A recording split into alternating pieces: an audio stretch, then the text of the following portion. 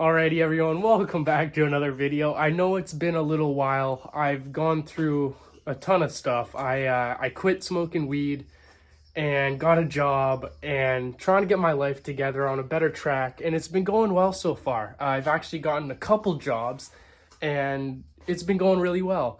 Also haven't had the money to be spending on these Hondas lately, just no money at all. So until I got this job, I was just kind of on standstill.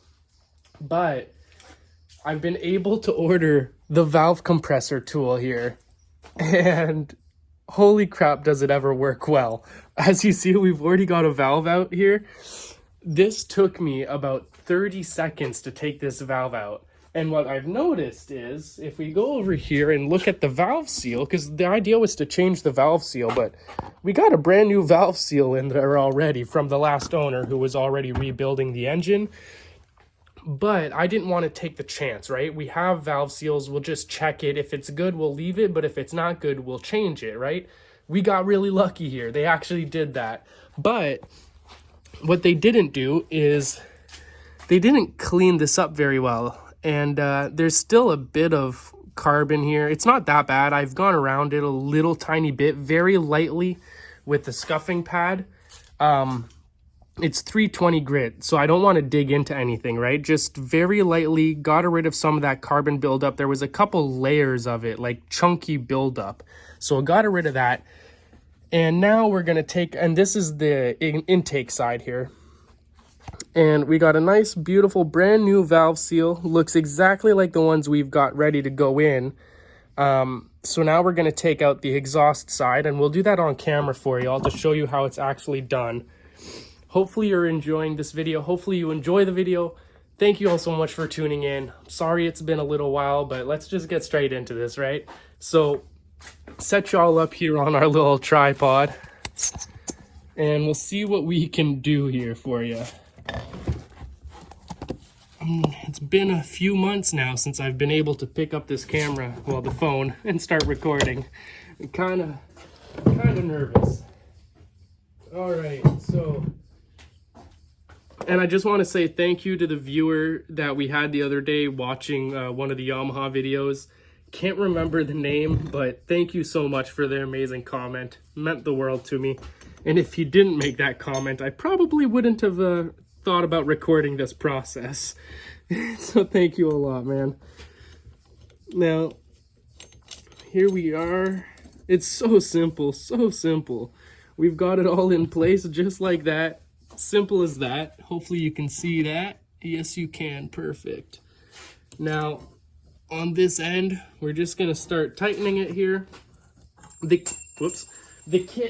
toolkit comes with everything here. So, it's so good. It is what was it? Like 60 bucks, 80 bucks? I don't know. But it's so worth it to make this so simple, and there's no stress involved. Now, before I finish taking this out, because it's ready to be taken apart, or just about. So hopefully you can see that there. Zoom in a little bit. You see these two little C pieces here? That's two pieces, right? And if we look here, that's what they are. They slot in around this groove, and they get held in place by the pressure. And so we got to be very careful. You don't want to lose those, obviously, right? So we'll take our time here. We're just about to have this thing come apart. I'm not exactly sure how far you got to go to get them to like actually just fall out, but at this point they're starting to move a little bit after that extra one turn. Let's just take a magnetic screwdriver, see if we can, nope, not quite loose enough. Instead of, I'm not prying them out of there, I'm just, oh, there you go, one just fell on the workbench there, perfect. Thankfully it fell on the workbench, not on the floor covered in leaves. That would have been a freaking heartache. There we go. We got both the pieces. So this is for the exhaust side here. So I'm going to put them on the opposite side of this toolkit. Still in the box, but on the other side so that they're separated. And now we just loosen this up. Simple as that. We've now got the holding pieces out. The valve springs will come out, and it's really that simple.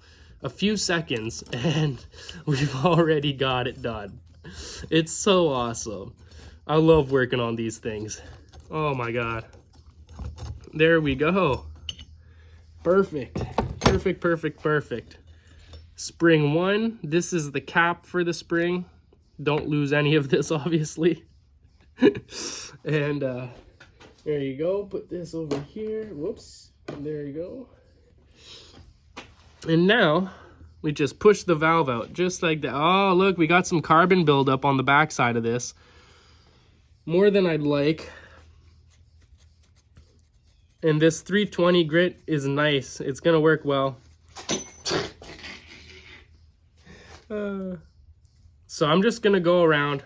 I'm gonna slowly clean this up as smoothly, and I'm not rushing the process, just not putting very much pressure into it. Just take little bits off at a time and hopefully get it back down, because I'm not sure if you can see the difference there. Here, let's see if I can get a better angle for y'all. See, that one has carbon buildup. This one's nice and shiny. So do a bit of cleaning. We'll get that all cleaned up. Make sure that it's all good as possible. Again, the valve seal looks absolutely beautiful. Brand new valve seal. Don't need to replace that. No point, right? Don't want to waste a product that isn't needing to be wasted. I'm sure this carbon buildup and whatnot is all from before they started rebuilding the engine. Now, there is some carbon buildup in the hole as well, but we don't need to worry too much, because once I get this put back together, we're going to be running a seafoam cleaner through the engine, and that'll help clean a lot of this out. From my understanding, maybe I'm wrong, but from my understanding, that'll help clean out a lot of the carbon buildup. But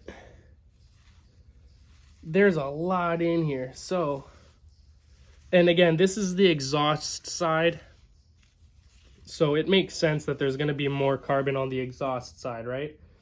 Not 100% worried about it. Just take out that little chunk there. There you go.